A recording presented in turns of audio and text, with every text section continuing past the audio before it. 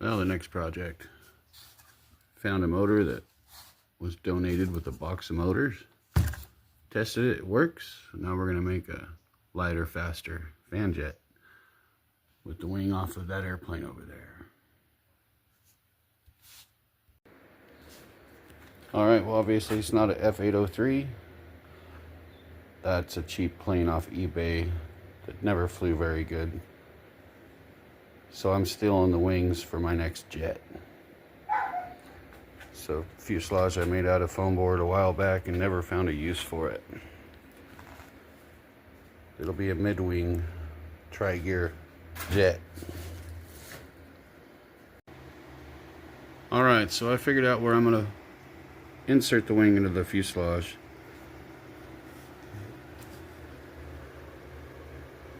Just by kind of going where my battery is going to go. And right up here I'm going to have a plate with the nose gear attached to it. So you want at least that much for the battery there. And I want it pretty much mid-wing. So right there at the crosshairs, that's the center.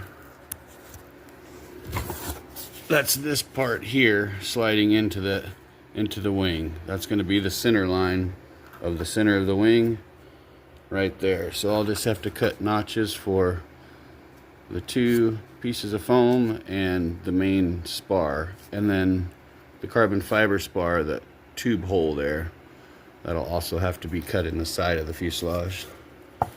But I'm starting with the middle hole for the wood piece here, and then I'll stick both halves of the wings through and then mark my other holes, because it'll be real easy to trace the edges of that foam once it's stuck to the side of the fuselage.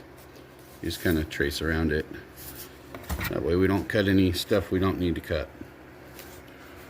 And then they'll slide in here. I have all my marks here at the top that mark all those edges there. So I kind of have an idea where everything's going to go.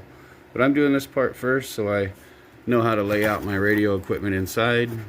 And then I'm going to, once I get all that laid out, I'm going to go ahead and cover the foam in polyurethane to seal it, and so when I paint it, it's nice and smooth, and it makes it a lot harder.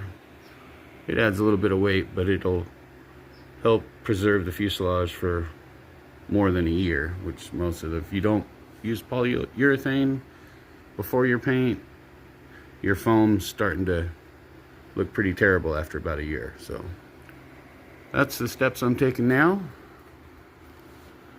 And I'll show you here what it looks like after I get these holes cut. Alright, well, that turned out a lot easier and better than I thought. I still got to cut the hole for the servo wire. But yeah, just make sure you make your center marks on your fuselage so you get your wing right where you want it on the fuselage. I got it down nice and low. And that's gonna work. I like it. Now we gotta cut the other side so the other side fits up the same, and we'll put the hole through the center for the carbon fiber rod, and this will have a nice spar and everything. And the sides of my fuselage slant in just a little bit, so it gives it that little bit of dihedral, which it probably doesn't need, but you know, it's not gonna hurt. But hey, that worked out pretty good. So I'm gonna get the other side done, then lay out the radio gear. Well, that turned out better than I thought it would. It's pretty simple, being foam and all. Still got to cut about another 1/8 inch off my carbon rod. You see the gap there? I've already cut about a 1/2 inch off that carbon rod, but it's just a little too long for this fuselage, so it won't sandwich perfectly till I do that. So I have the little gap there.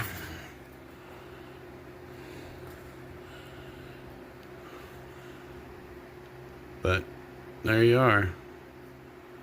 So that's the, you know, that's the big important part of the whole airplane, is really getting that wing figured out, where you're going to put it, how you're going to install it, and how you're going to secure it. once that's accomplished, the tail and the radio gear and the landing gear, all that's pretty simple. But I always like to start with the wing. A lot of people start with the tail and the radio, but you gotta figure out where everything's gonna go first before you do that. So I'll design the tail next. I already have an idea where my control rods will go for that, so I'm not too concerned about making sure it's on the airplane when I put the servos in. But you know, it's always a bonus if you can. So I'm gonna cover this in polyurethane, let it dry overnight, and then get started on the radio gear and the tail. I'm gonna cut the tail too now and polyurethane that, so it's dry and ready to go tomorrow too. It'll only be a few seconds for you, so we'll see you in a second.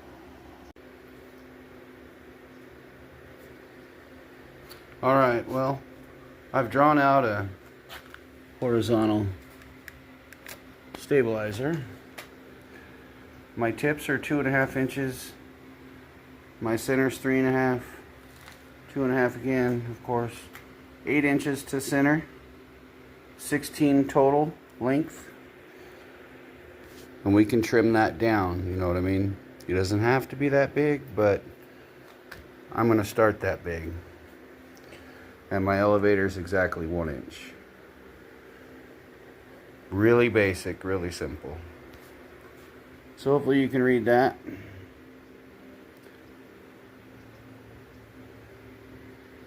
And that's where I'm going to start with my horizontal.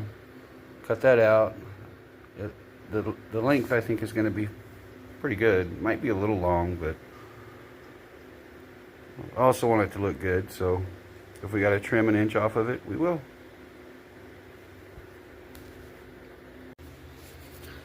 Alright, for my servos, I'm using my yard flags for my push rods. You buy these at the hardware store, real cheap. They're about 22 inches, I think. 23. Buy a whole bundle of 100 for about $10. That gives you 100 push rods. Anyways, so I made sure that I got plenty of length for what I'm gonna do. So I'm gonna put my servos right over this cut for the slot in the wing. So it'll be sitting up above that cut. And what I did to measure to cut my servo rails is I just stuck my ruler right through the slot, and that way I get a perfect measurement on the inside of the fuselage of 2.5 and 1/8 inches. So then I got my piece of ply. I'm using thicker ply on this one because I'm putting a pretty decent size high-tech servo in for my rudder / nose gear. I'm not sure how much it weighs, but it's gonna work good for steering the nose gear. Anyway, I already did the height, and the height of that with my servo rails above these slots is perfect. So I marked my servo rails. They're gonna go in there like so. I'm gonna go cut those, screw my servos to them, and then set it in there, and probably just hot glue it in there. That way both of my servos are sitting, because those, it doesn't slide all the way through. It sticks out about that much on each side, the foam from the wing. So the servos will sit down in there nice, like so. So I'm gonna get those cut, get the servos screwed on the rails, and then set them in there. Alright, well, we got it polyurethaned, and I put one little coat of white on the outside. You see the inside still got the yellow tint from the polyurethane. Went ahead and mounted my servos. They're a little bit different sizes, so the back rail's a little out of whack, but that's fine. It'll be fine. So we got them down nice and low, and the block in front of that is going to be where the wing screws screw in. They go through that center hole right there and screw there.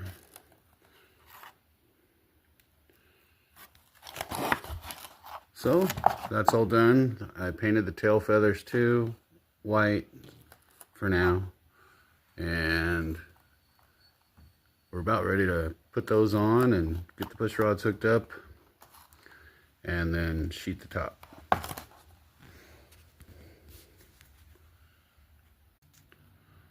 Well, the wing fit turned out great. We'll drill the little holes for those screws, put the screws in. My tail turned out really, it's hard to see, but it's nice. I haven't glued it yet, but I like the size. I'm not going to trim any off of it. Nice and thin. And then once I glue that, I'll put the fin on. But yeah, coming along. The wings fit really well. I really turned out nice. Alright, well, I got my servos glued in and the horizontal glued on, so I'm going to go ahead and hook up the control rod. I just buy these connectors, clevises, whatever you want to call them, on eBay. They're pretty cheap. So I'm going to slide one of those through the elevator and make up my Z-bends and put in my control rod for the elevator. Well, you can see I put a carbon fiber rod across my horizontal stabilizer. And I got my push rod hooked up.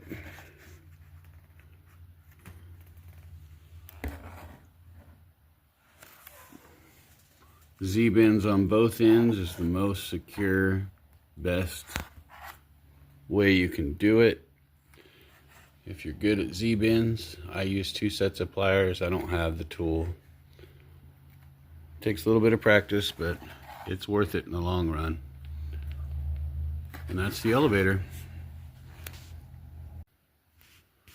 Alright, well, I think I'm going to go ahead and cut my vertical fin down to right about where that line's at.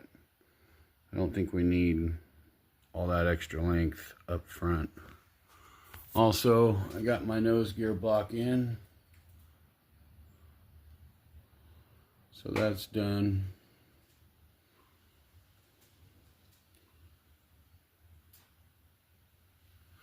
So I'm going to get this cut down, glued on, and then hooked up.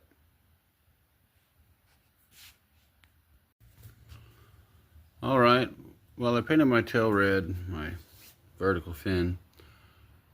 I bent my push rod, and when I powered it up, I guess my servo wasn't perfectly centered. So right there, I don't like that. And then when I bent it, it kind of rolled, my rod rolled. So it's kind of pushing it out. So instead of just going with something kind of half-assed like that, take the time, take it out and redo it, because it's ugly. I was worried about the rods, you know, possibly binding up. They work really well. I might put a piece of foam across there to keep them from bowing out like the elevator. I don't know, looks pretty good. And of course they move pretty good.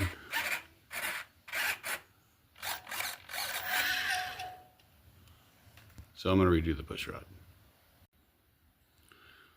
Alright, well, we just ran it straight.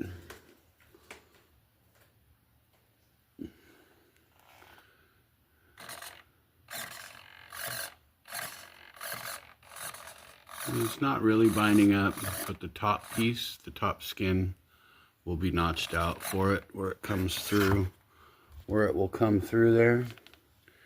And that'll kind of help keep it from binding up.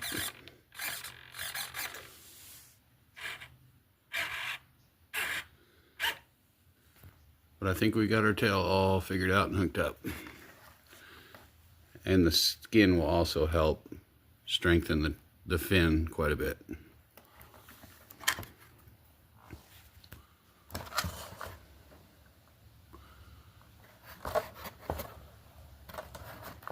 So we got plenty more to do.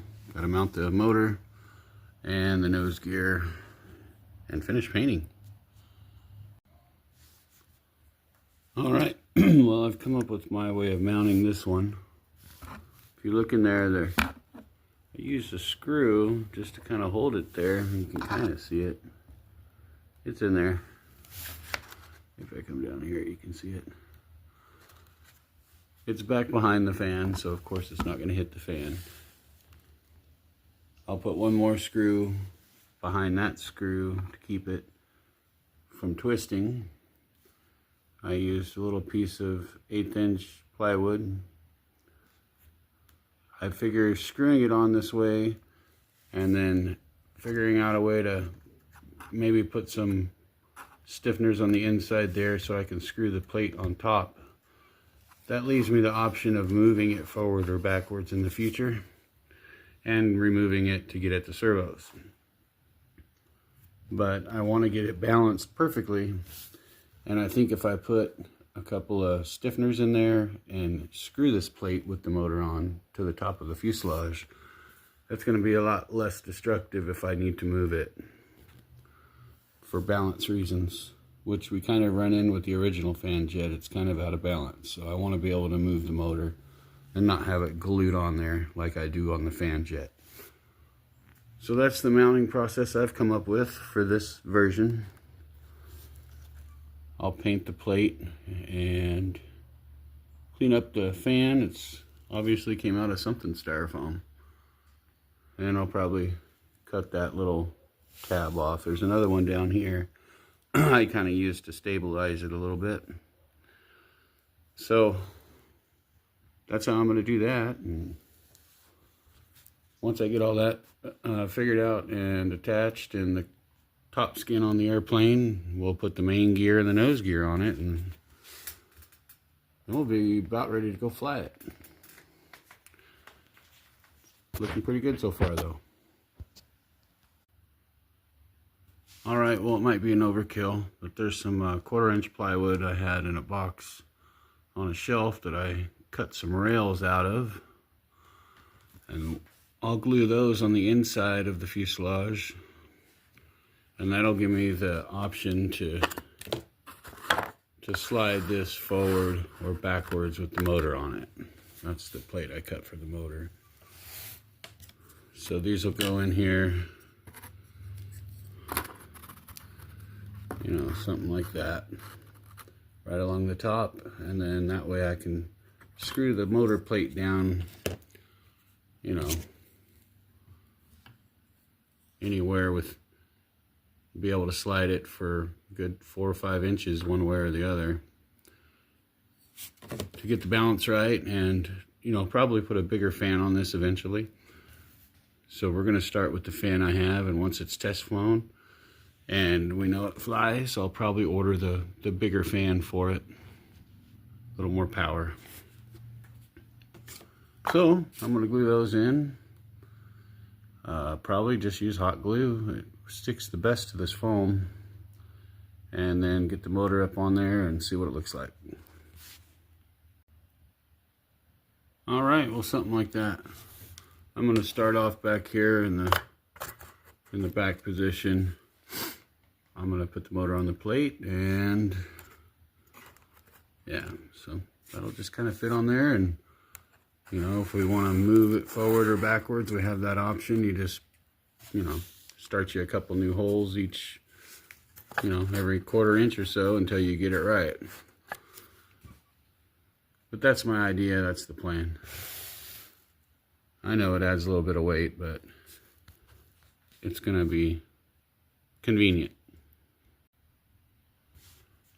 Alright, well, I had to get creative there in order to get my screws in. So what I'm end up having to do is leave one screw in from the bottom, and then I'll come from the back side here and put my other screw in from the top, where my I got a hole there. Can't really see it, but it's there. And that'll keep it straight. But yeah, unless you have it on a pylon, you're gonna have to be able to move this in order to screw your plate on if you want this all to be removable. You could just glue it on, but I'm not sure where I want it yet. So that's where that's at. So I'll get that screw in there, get the wires tucked up off the servos there, and get working on the skin. Put the wings on, put the battery, but I gotta have the gear on before I can really balance it out. So I gotta put the main gear back here somewhere, and the nose gear, and that's gonna take some time. But it's getting there.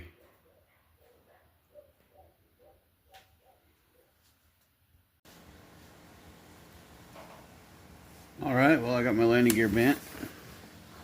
My fan housing cleaned up. And over there's the fuselage. I put another coat of white on it. Get rid of some of my fingerprints. But I bent the landing gear. And we gotta finish drilling the holes and slap it on there. Well, time to plug in the wings and go.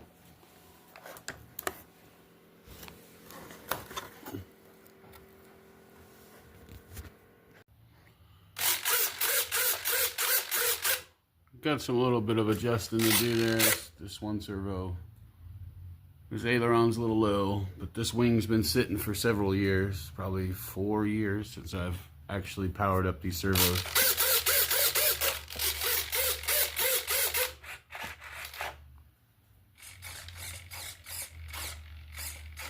We got lots of rudder authority, lots of aileron authority.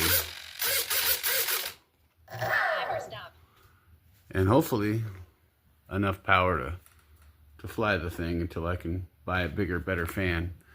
It's definitely gonna need a bigger one, I can tell already. But hey, it turned out pretty nice. Not bad for some foam board and some old parts off an old plane. A couple of pieces of aluminum and a lot of work. All right, today's sponsor is Ovonic. Oh no, wait, I don't have any sponsors. I ordered these on eBay. These were $45.99 for a pair of the 2250C 4S batteries. It's a good price. I haven't even charged them yet. They come packaged up in a nice little box, and there's the second one. So I got 2 of those because my Tindling 100C 1300 mAh packs are poofing up, both of them. And I've had these ones for probably 3 years. When I got the Pitts specials, when I got these. So I've had these for 2 or 3 years, and they're poofed up already. I've had Ovonics in the past, and they do poof up too, but I mean all batteries do after, you know, a lot of use or a lot of sitting. And these ones have always lasted the longest for me. So I'm giving them a shout out and a try again at $45 for 2 of them. You know, it's one of the cheapest ones on the market. Definitely not one of the best, but when you're flying on a budget, this is the way to go. You get 2 of them for $45.99 off of eBay. I'll put a picture in the video. My radio's yelling at me. Anyways, that's what we're gonna run. We're gonna run that in the new fan jet that I have completed finally. It is done and ready to fly. I'm not sure it's gonna be enough fan, but we'll give it a go. It turned out really nice. Even got a spot in front there for a camera. If you ever wanted to put a camera in it, you could. Custom landing gear, nose gear, steering. Everything should work and hopefully fly really well. But this is my second take at the fan jet. This is my improved version. We'll see if it's actually any better than the original. It looks cool. Hopefully it flies as good as it looks. But hey, thanks for watching. Please like and subscribe, and keep an eye out for the test flight video.